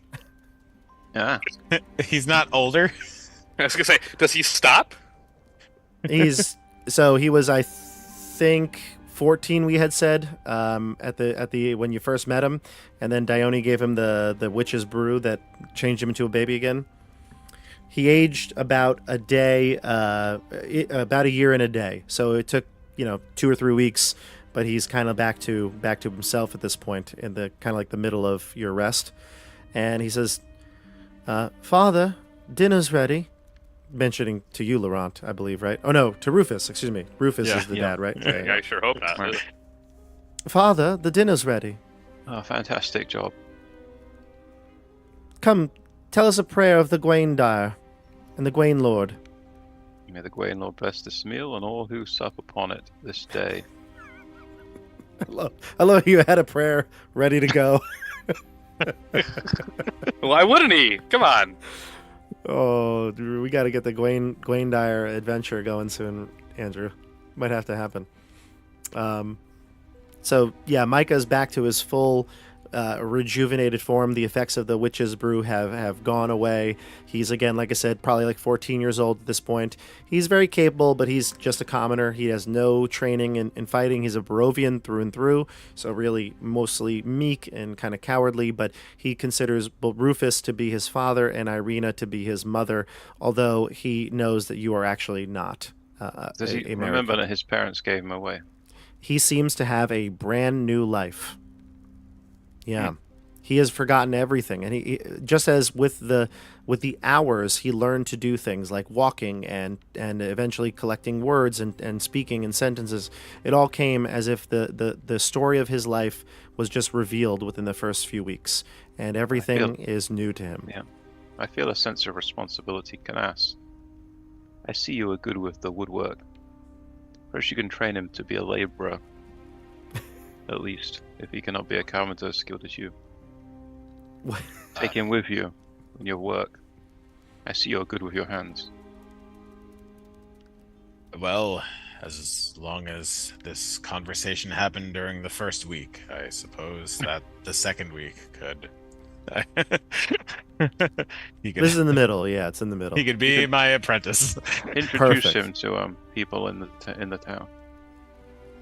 Perfect. Excellent. And that's a good segue, actually, because Canas, we'll go to you now. So I think one of the things that is going to happen here is during your week of the tome, when you're researching it, you wanted to bring back Yune. So now we're going to reverse time back to the first week again. You can set up your maybe your room in the house for a ritual. You want to commune and bring back Yune, correct? I would love to. Okay. So as you set up, I think it requires like a brazier and incense and things like that. And as you set this whole thing up for the spell to return your familiar to you, you're struggling. You cast a spell, you say the incantation, every time that you would always bring Yune to your side, it goes right.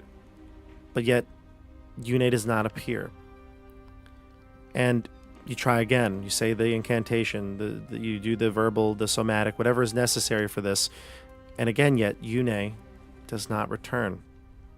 And so final... Can I say that he does it once a day? Because I think it takes a while. It takes, like you said, like an hour, right? An hour and 10 minutes. He might set aside an hour a day to continue trying it. So sure. So on the third day, where you commune and try to bring back Yune, you hear a voice in your head, but it's not Yune. You hear a voice, Canas, and a chill runs down your spine. It's the voice of Strahd.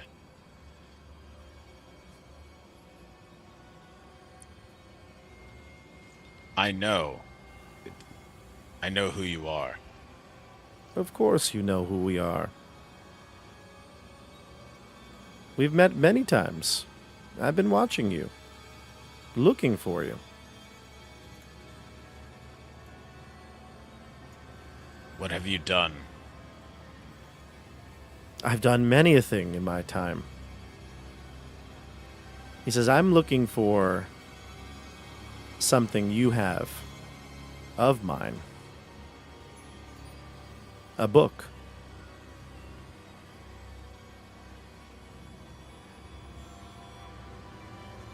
How do you know? It's a silly question.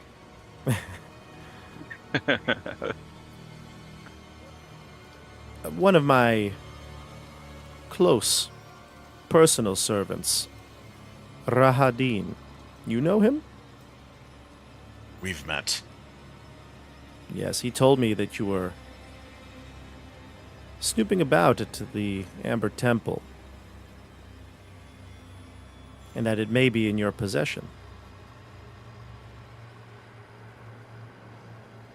I want to let you know something. I will get that book back. I'm listening.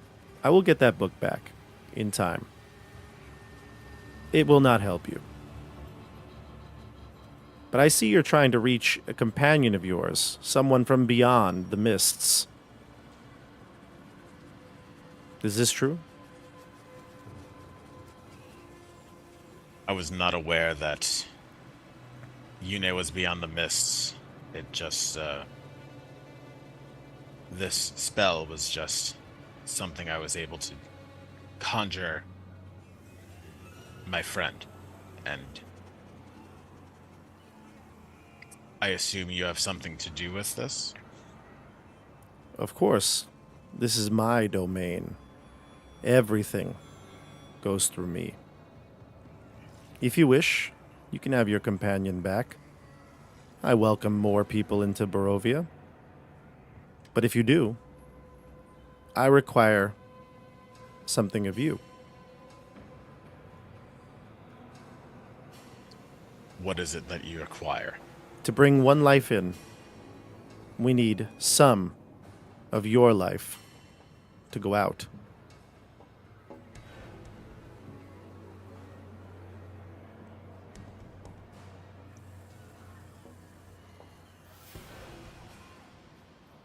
There is a lot that I have seen in this place. You're going to have to be more clear before I agree to this. A part of your essence? A piece of you? It will hurt to bring her back. You already took my shadow. Was that just free of charge? Your shadow exists still. It's not gone. Do you agree? Would you like your friend back? I would. The sound cuts off. There's no more connection with Strahd. And Yune returns. However, what's your hit dice? Is it a D8? It is. You're going to permanently lose a D8 of your hit points. Roll it, and we'll see what you get. Could I roll inspiration to re-roll this if it sucks? Yeah, absolutely. Absolutely. Okay, it would suck. 7 hit points. This is where you get the high roll. 7 hit Of points. course. Re-roll it if you'd like to, yeah. 6 hit points. Oh, pretty bad. It's not 8. Not 8. Yeah. Not 8. That's what I thought you were referring to. And I've been rolling trash for my level ups too. Right, yeah, you've been getting 1s all the time. Canas! Canas! It's really you! Oh, Yune, you're back. And you can just feel like something has been ripped out. Like maybe you like feels like you've like got some like organ, a vital organ, like ripped out of you. You don't know what exactly. There's no damage. You don't look around and there's something, but you feel like your life essence has been drained permanently. I just grab my gut and like hunch Yeah. over. Oh my gosh, Canas, are you okay? Yes, I'm fine, Yune. I'm just overcome with emotion because getting you back was more difficult than I thought it would be. Oh, I know. It was difficult. I heard you calling. I wanted to answer the call, but I couldn't get through the mist. What was it like on your side? Yune looks down at her body again and realizes she's still in imp form. It was wonderful to have my old body back, even for just a time. But, drats, look at me now. Were you back on our plane? Not quite. My plane. And she's referring to like her Fey realm that she comes from. Okay. Whenever she's not in your service, she's back to her Fey realm. Got it. But everything seemed normal. Nothing had changed out there. it's just good to know that you were safe. I thought something terrible was happening to you, and I just wanted to see you again. Thanks, Canas. I'm feeling much better now. Though, I take it we're still stuck in this place. We are, Yune. But, to be honest, if this happens again, knowing that you're safe might be the best option. You mean you wouldn't want me by your side? Yune, I always want you by my side. Just not for 6 hit points. This place is dangerous. Yeah. I'm afraid that the things that I might ask of you are things that you'd be willing to do, but are potentially doing against your will. You've killed a lot of creatures on my behalf, and you didn't feel good about it. I'm worried about what I'm becoming in this place and how it's affecting you.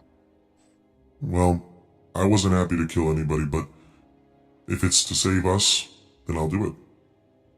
But let's not worry about this now. I hear some fighting outside. And Yune looks out the window and sees the sword fighting that Rufus has been doing with the crew. And ultimately she's like, let's go join them. Let's go have some fun. You know what, Yune, you go. Go. I think if everyone sees you, it'll bring them a little cheer. I've got some reading to attend to. All right. Is that Micah?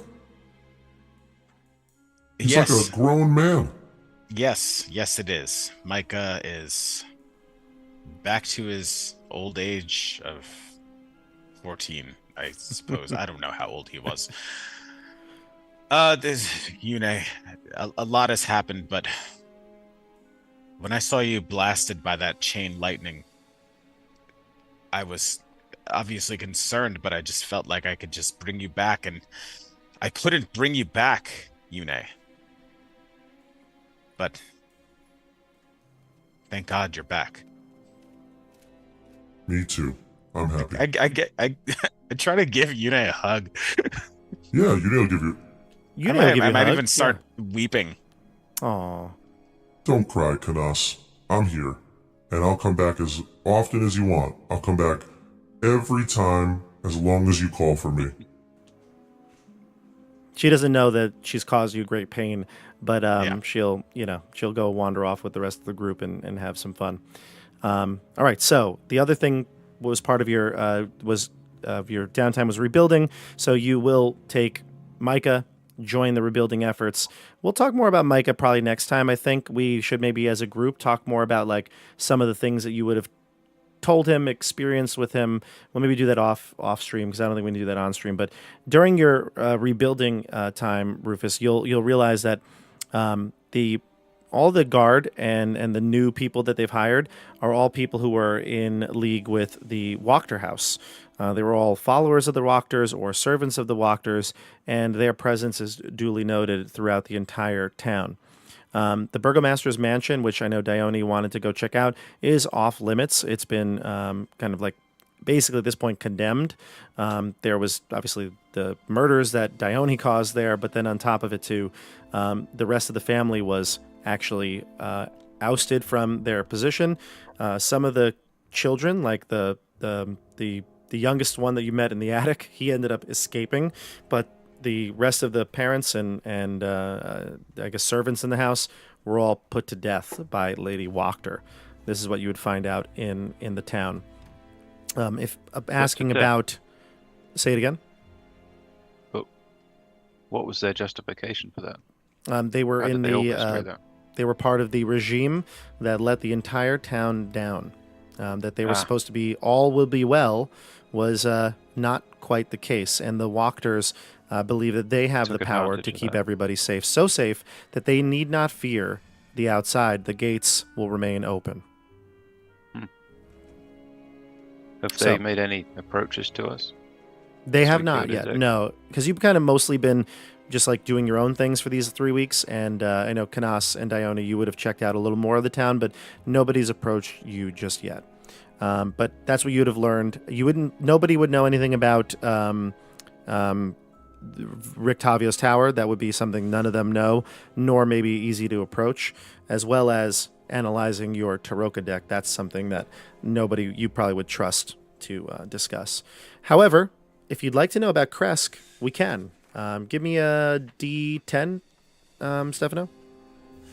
Okay.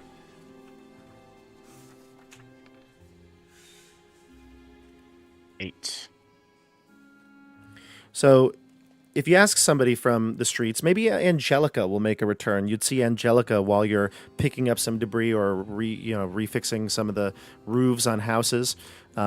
Angelica will tell you this piece of information that you're looking to head to the Abbey. It is, and she'll say the Abbey is old. Most people in Kresk don't really go there. It's covered in a mist of its own.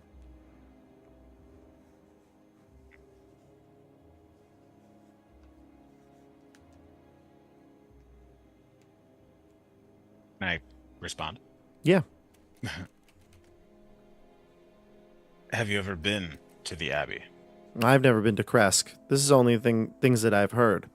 The people of Kresk are secretive. They never really leave their village. What do you know about a tower to the west? That she doesn't know of at all. Okay. Yeah. If you have other questions specifically about Kresk, she can tell you them. I've heard of this abbot of Kresk being referred to as the Angel. Do you know why they call him that? When he first arrived, decades ago, he created miracles, seemingly miracles, for the people there, providing them food, providing people with healing, and he was seen as a guardian angel. And was there a mist around the Abbey then? She's not quite sure on the timeline of like mist or not, but she knows that from what she's heard that there's still an abbot, and he lives in that abbey covered by the mist. Do you know why people don't leave the village? Mostly for fear of being attacked by wolves. It seems like werewolves are infesting the areas around Kresk. That's like where it seems to be like the biggest problem. I'm sure Rufus will love that. So similar to why this village was closed because of intrusion of undead and creatures. Yeah, except Vallaki is much bigger and had more guards. I see. Mm-hmm. I'm so glad you're alive, though, Canas. I thought the 4 of you were dead, or 5 of you were dead, including Us Irina. dead. It's going to take a lot for all of us to die. So, go ahead. What of the orphanage? The orphanage. Yeah, a lot of children were abandoned on the night of the attack. Many were killed by Strahd and his or the devil and his minions. So the orphanage is full. And what of Madame Fremere? Does she still run the orphanage? Why, of course. Why wouldn't she? Do you like kids, Angelica? I long ago wished to have children, but alas, I could not. Well, stay tuned.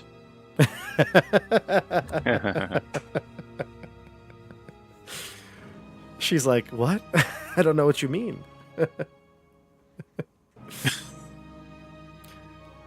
I didn't know You may have some children to take care of in the near future. Interesting. Interesting. Okay. Yeah, so that's probably all you'd get from rumors in the streets while rebuilding. Although you do take Micah with you. Maybe we'll work on Micah's abilities. Maybe over time he can actually learn from you and become proficient in carpenter's tools like you are. So, at that point, I think all the downtime would be done. Was there anything that we didn't cover, something that we should have? We get any money? Oh, money. Yeah. So if you're willing to work for a week, right? Yeah. Okay. This is actually going to tie in perfectly for this. So one of the, the guards, one of the that's, in league with the Wachters would hire you. But, eventually they'd say, okay, you need to actually go to the Wachter house because the lady will be the one to pay you. So I think this maybe is the best time to go to the Wachter house. Wouldn't you agree? Perfect. Okay, so the downtime is done. We're past the 3 weeks. The group has gained the knowledge from the Tome, gained the knowledge from carousing, investigating, getting rumors, all that stuff, and now we head to the Wachter house. I've described the Wachter house before, actually. I think it's one of the funniest statements in the entire book. But the Wachter house is an older house, seems disgusted with itself. The slouching roof hangs heavy over the furrowed gables, and the moss-covered walls sag and bulge under the weight of the vegetation. As you study the house's sullen countenance, you hear the edifice actually groan. Only then do you realize to the extent in which the house hates what it has become. One of my favorite readings describing an inanimate object ever. So, the Wachter family, this is their home. When the first time I think Dione and Laurent came here, there was just the butler at the door, but now there seems to be 2 guards positioned at the door. Guards that look less like the town guards and more like the people who were leading the cleanup in the streets. They wear mostly civilians' clothes, but they maybe have some sort of little patch or armband or something denoting the Wachter family, which is, I believe, a serpent as their insignia. So, the guards stop you. What business do you have with Lady Fiona? We're all there, right? Yeah. You can all completed speak. a job for Yeah. for Lady Wachter, and we are here to receive payment. Okay. The guard says to you, payment for what job? That's between us and Lady Wachter, of course. The guard says, we'll have to double check. One of them nods to the other, and they walk in. And eventually, one of the guards will come back with Ernst Lernack. And I will describe him to you again. Ernst is an older man. He clearly is, like I said in the previous one, he's kind of like, I got whitish hair. He always wears a cap similar to his brother, and he's got a very stern look. I actually thought that there was, for some reason, I thought there was artwork for him, but I actually am now realizing I don't think there is. But he definitely is, like I said, an older gentleman, and he's very serious. He's wearing formal attire for that of a servant, and he greets you all in a serious and quiet tone. He tells you to follow him, and he'll take you into the parlor of Lady Fiona.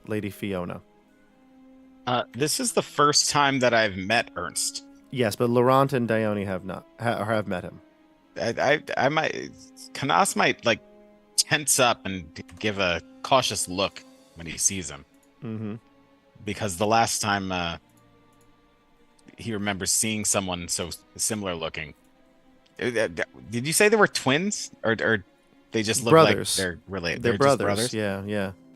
Okay. Well, then maybe not too much. Well, maybe very similar, very very similar looking. But let's bring us to the actual Roll20. I'm going to switch over our maps here. Yeah, here we go. Ooh, that's weird. Let me see. I want to make sure I'm not showing you more than you should. No, that's pretty good. Irina, Camilla, I think it's just the four of you are going to be going here. They're not working for them, and I think they'll just stay at home. It's going to be safer for them there. Does that sound fair? Mm-hmm. Okay, Yeah. let's switch us over to the Wachter house. All right, let me know if you can see your tokens. You should be like right here. Is that a yes? Yeah. Okay, Yeah. Yep. good. I'm not Yes. looking at your Zoom, so. All right, so in the parlor, Ernst takes you through the house. You can see in this position where you're at right now, this door is the door that entered into the parlor. Here you can see 3 elegant couches surrounded by an oval table made of black glass. All are set in front of a blazing hearth, above which hangs a portrait of a smirking nobleman sporting a broken nose and a tangle of gray hair at the temples. Several smaller portraits hang on the wall. These are the same portraits you explored that night when you were here waiting for Fiona. This time, though, Fiona is in the parlor, and you can see, she's there looking at the portrait of what appears to be her husband. And she turns to you all and she says, Laurent, Dione, welcome back. You brought your friends. Who are you? I am Canas. I am Rufus. I'm Well- sure you have heard of us or are aware of us. I'm aware that you had friends. And she motions to Dione and Laurent. She says, and I think that our agreement is settled, correct? You did such a wonderful job fighting for this town. It would certainly seem so. We held the bar into the bargain, I would say. And Ernst has dealt with Milivage's body. Good. That's fantastic. Please sit. Make yourselves comfortable. Ernst brings over like tea and whatnot, something to snack on. And she says, did you just arrive back in town? Yes, we've been out and about, so to speak, after the events happened here. It seemed best to lay low for a while. Yes, well, there's no need to lay low. The city is safer than it ever has been. Vallaki is under my control. Yes, you Once- seem to have benefited from our work. Very much so. As was the plan, wouldn't you agree? She nods to the two of you. Of course. How are your sons, by the way? Oh, Nikolai and what's the other one's name? Carl? Yes, Carl. Everyone always has a favorite. Nikolai and Carl. Yes, of course, my sons. Yes. I fear that though my daughter is still quite disturbed from the Vllakovich boy.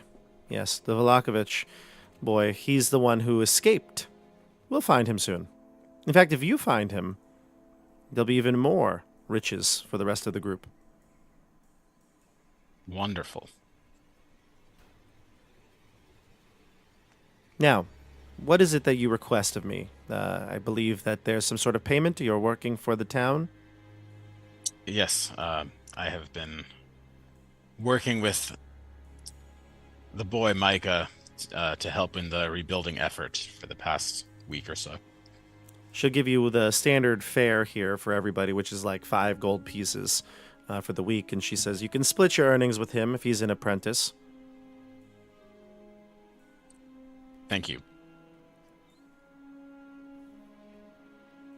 Now, what do you want? Well, there was also, from what I've heard, the agreed upon reward for the job with Isek. Ah, yes. She takes out a sealed envelope. It's got like that red wax seal on the back, that of the Wachter house, and she'll hand it to Laurent. Thank you. This is a letter of introduction. You can present it to the abbot.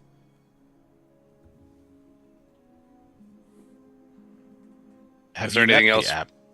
Have you sorry. met the abbot? She says, I met the abbot many years ago. My husband and I, we traveled a lot. We used to go all over this realm. And now it's been years since I've left the comforts of these town walls, let alone even this house. It feels freeing to have the Baron Vallaki gone. Absolutely liberating. And what happened to him? Why, he was killed. We had to. He let the town down. Don't you agree? Rufus, where do you come from? You look of nobility. I am of the Gwaindire. I'm a Tell me prince of the about this Gwaindire. place in detail. Well, Lucas looks around. Doesn't look entirely comfortable with this. I mean, and then I start. I say, well, the Gwaindire is obviously the Golden Valley. We're known for our sheep, wheat, and barley. Make a tremendous beer. And then the My time brother Rupert is elapsing looking little like wipe again around the like a George Lucas wipe in the scene happens, and everybody's like sleeping. Yeah. And you just finished about the Gwaindire. She Well, said, that sounds and I marvelous. And I say, and we do make the finest armor in the Gwaindire. I found it very difficult to locate good plate armor or such like in this place. You wouldn't happen to know any ways one might get something like that. She says, actually, plate armor is very hard to come by at all. She says, but I'll have my guards situate you with something more proper for someone of your status. And she emphasizes that word pretty prominently. That kind of perks me about. Oh, that is fantastic. It's true. We must, us of noble blood, must stick together. Yes, if you're headed towards the abbey, she says, you're going to want to be prepared. It's quite treacherous out there in those woods. I heard there are werewolves. Is that true? Unfortunately, many. For the people of Kresk. But something else I would like, my sword. Does anyone... I know silver is especially potent against werewolves. Is there anywhere where one could get a sword silvered or... She says, that is such a shame. The silversmith was killed in the battle. Such a shame. Such a shame. She's going to light up a long cigarette. Corella de Vil style. Shame indeed. She says, this town was overrun with wickedness. She says, don't you agree? Did you have the Baron killed, or was he killed in the battle? Oh no. I made sure it was I who penned his death sentence. And how was he killed? The way almost everyone else is killed here in a beheading. And maybe you didn't notice that all the werewolf heads and like other things like that were taken off the gates. But she fashioned his to the front. So no more monthly or weekly festivals. Oh dear no. What a fright they were, weren't they? And what of the Baron's wife? Well, she's right now a prisoner. I fear she was not well. Yes, does she really deserve prison? Of course she does. She's at the very least an accomplice to all of his lies and deceit. He basically gave us up for dead, thinking that these festivals could keep off someone as powerful as Strahd himself. Well, what is your idea? How will you keep Strahd out? She says, well, that's the thing. We don't. The gates are open. Why fear something that you cannot control? Well, that I definitely agree with.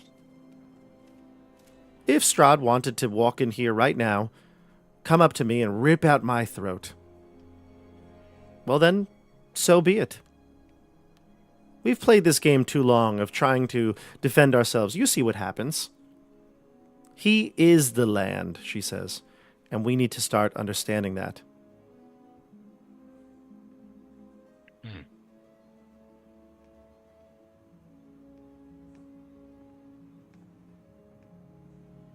Now, What about werewolves and other creatures that could come in? Do you not think that if we are in Strahd's good favor, he would not keep the werewolves from us? You underestimate what his have you- power. What have you done to be in his good favor? How does Well, one even get in Strahd's good favor? she says, I think the very first thing is, like I said, trusting, opening the gates to his abilities, not fearing him, like the Baron did. You can give me an insight check, Rufus, or anybody, honestly, if you choose to. Doesn't sound like it's going anywhere good. Oh, only 8. Okay, and Canas, what'd you get? a 14. 14, Dione as well, right? Yes. Well, it seems like to you that she might have had something to do with the attack that night. She is kind of alluding to the fact that she welcomed him in. Ah. Huh. That would make sense. I look around at the other adventurers. I'd like to go now, please look. Wait, she welcomed in like the fake guy that was hitting on Irina. Vasily? No, he was already in. He lived here. Okay. Yeah, but she had something to do with the attack. Is what Okay. you lose. You didn't Got roll it. high enough, honestly, to really Yeah, gain okay, much okay, more. okay. But yeah, she had something to do with the attack, maybe in some coordination of it. She says, "But look, prosperity, peace. It's everything we wanted. Isn't that right, Dione, Laurent? With Ezek gone, it was easy to take over the town." Yes, that was what we signed up for after all. Yes. And now, So you want us to rid the town of Ezek. We kill the Baron, imprison his wife, who is just seemingly mentally ill, and Madame Fremer still runs the orphanage. the business is booming. Many people died that night. The children need somewhere to go. Do you know how she runs this orphanage? Laurent and Dione told me that they have concerns about it, but I spoke with Ernst. His brother there is one of the groundskeepers. And apparently everything is run in tip-top shape. Nothing to worry about. I've sorted it all out. I don't think that's the case. I assure you, everything is fine at the orphanage. She looks at you like dead in the eye. Now, you must be busy. Go enjoy Yes, I the think freedom we'd of the streets. really best be going. It'd be terrible to encroach on your time any further when we have so many things to do outside in the city. Yes, she says, and she looks longingly at the picture up on the wall. She says, if my husband were here, he would have been delighted to see what this town has turned into. She looks up at the picture, the older man, the patriarch of the family. Is there a name? Yeah, actually, I think I gave the name to you last time, but his name is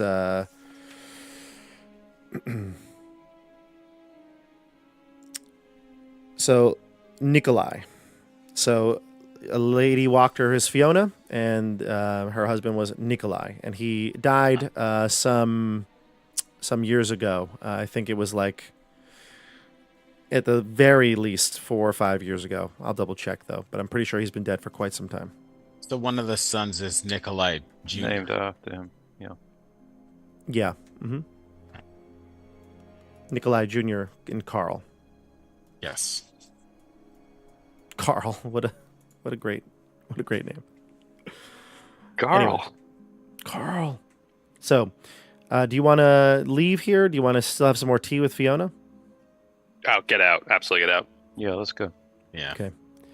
So the group leaves Fiona's house into the streets of Vallaki again. The overcast skies ahead are dark.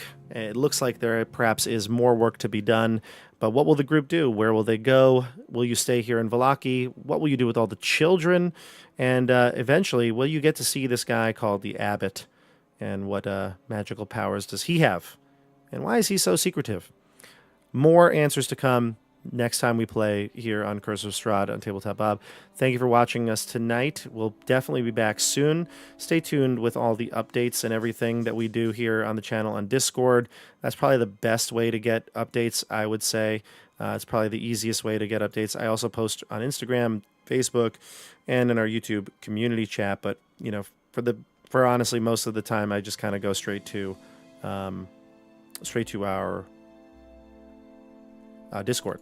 So let's get out of Grayscale for a second. So everybody, we'll see you next week, or not next week, in 2 weeks. More to come. Have a wonderful night. We'll see you on the tabletop. Good night.